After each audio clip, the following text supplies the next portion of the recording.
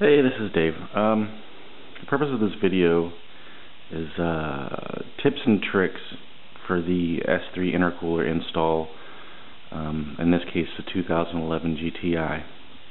This is not a complete walkthrough, as I'm a portion of the way through the install. Like I said, more of tips and tricks. There's a pretty good walkthrough on bwvortex.com. I just found that it was incomplete, so this is kind of, I guess, in addition to the walkthrough. So like I said, you can see that I'm a portion of the way through, and I'll get to why I'm doing this in a few seconds. This is actually pretty easy. Probably about a 4-hour job or so. I would have been done, and again, I'll get to that part in a little bit. The first thing to start with removing is the grill, which I've already done. That's pretty easy.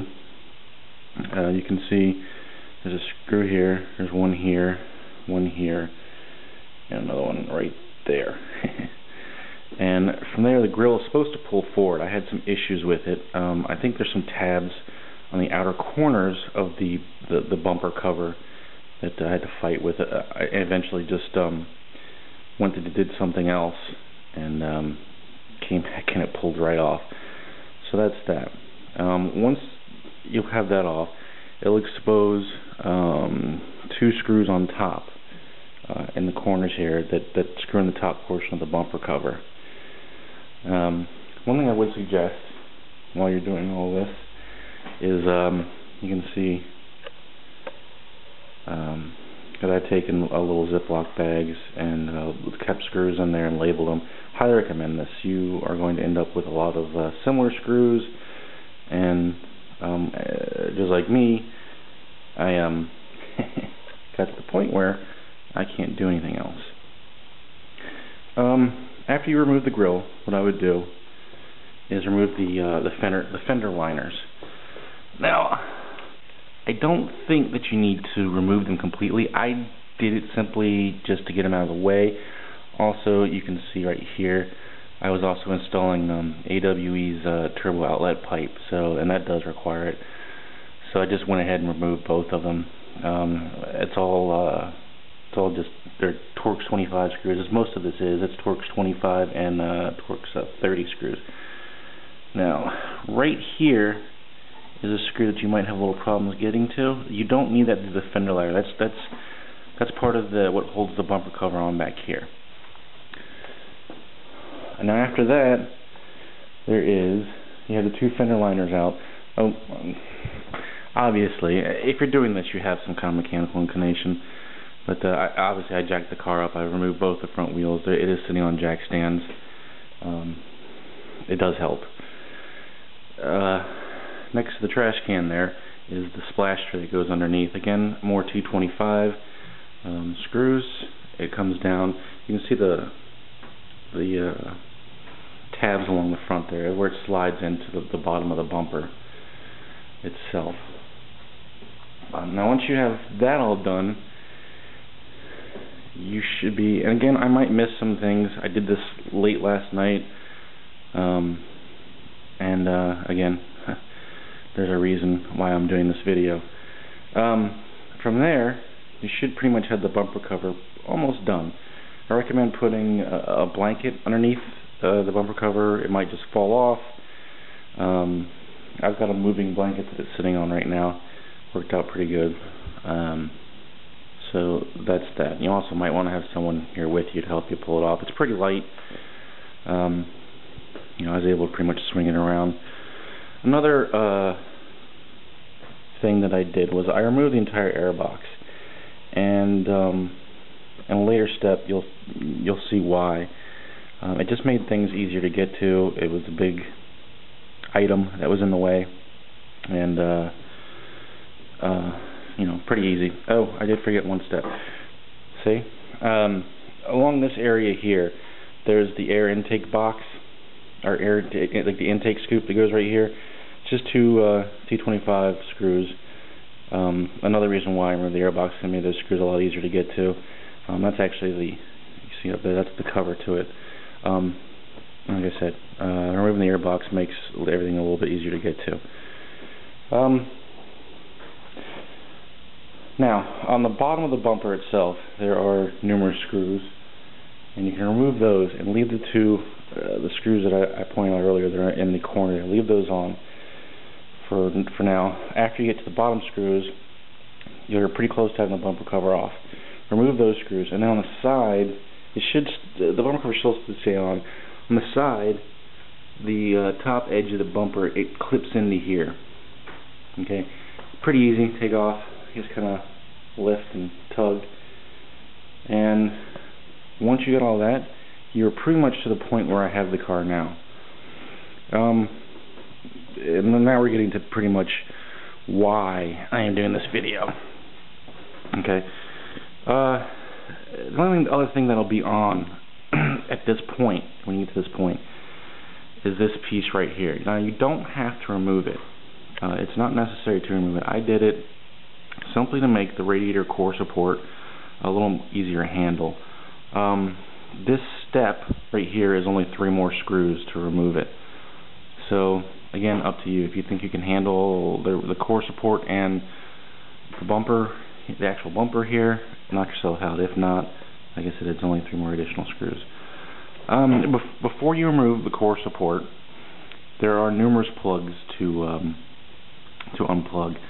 You have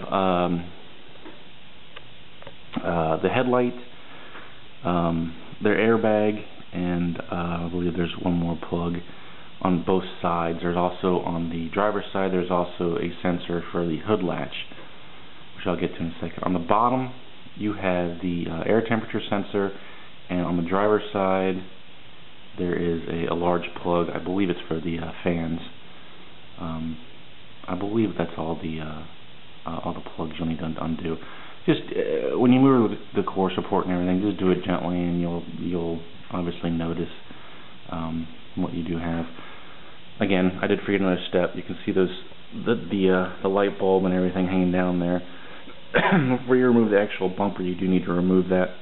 That's the plug to the fog light and the marker light. And there's just inside the front of the wheel well there's a cover, and you just reach in, you open the cover and reach in there and unplug it. Again, pretty simple. And like I said before, just kind of want to give a disclaimer. This is not a step-by-step. This is just tips and tricks. I'm running through this pretty quickly, and if you probably watch this video in conjunction with the pictures and the DIY on VW Vortex, you should be pretty good to go. At any rate, now we're here basically to the part why I made this video. The reason the car's not back together is because I ended up breaking some things. Happens, so I have to wait for the parts to be ordered. Right where I've kind of zoomed into is where the hood latch goes. You do not need to remove that, as far as I can tell. The best thing to do is, let me see if I can find the cable here. This is the cable here, the release. Now,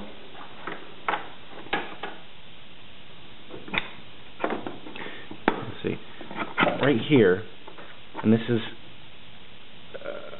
it's clipped up onto the edge of the right here where my thumb is. You can pull that down; it just slides off. What you can do is right there. You have a barrel connector.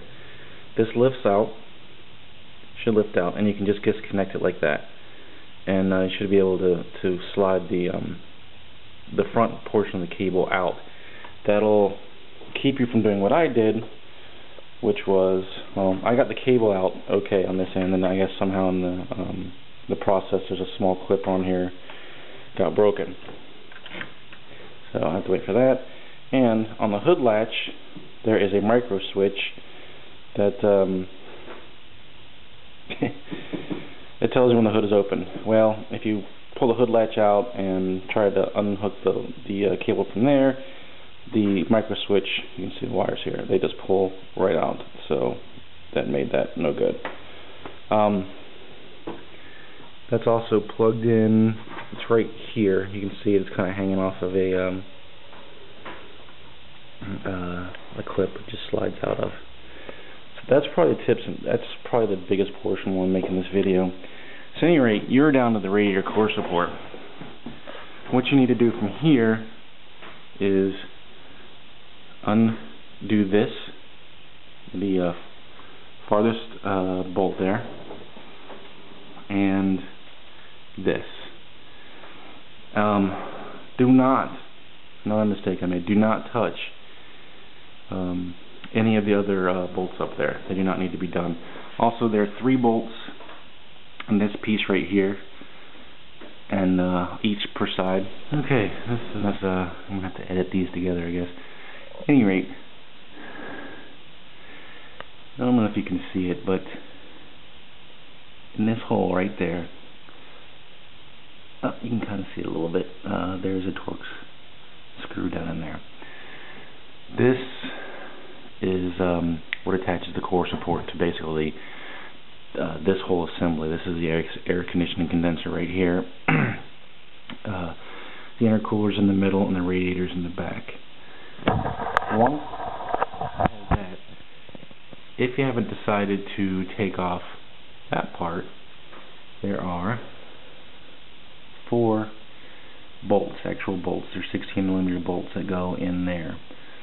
And once you have it from there, you should be able to take it off.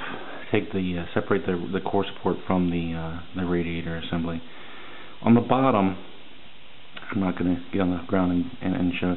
On the bottom, there are some tabs that are on the intercooler, stock and replacement, that they fit into rubber grommets on the bottom of the core support. You're going to have to work those out to separate everything. One thing I would suggest: put something. Well, it's more of a requirement unless you want to add more money to your costs. I put jack stands underneath the radiator assembly to keep it from stressing the hoses or the AC lines while you're working, because you're going to have to separate everything. Also, when you separate the whole assembly, something to set the condenser, the AC condenser on too would be helpful. You will also need, if you bought the whole thing like I did, I bought the intercooler from an Audi dealer and then got the hoses from AWE Tuning. If you buy the whole assembly from AWE Tuning, it comes with the bolts to put everything together, the assembly together, the radiator assembly. If you did it like I did, you'll have to buy their M6 by 16mm bolts, just your regular your 10mm head bolts. I got stainless steel, just because I knew this would be subjected to some weather. But I'm still ahead as far as costs. So that's pretty much it. If you have any questions, just post here for me. I apologize if I did miss anything. Like I said, this is not a step-by-step. This is more a tips and tricks thing, because I felt that the write-up that I found was incomplete. Put everything back together. I honestly don't know how it runs, because I'm waiting on these parts. I could probably get around it, but I've got another vehicle I can use until the parts come in. But thanks for watching.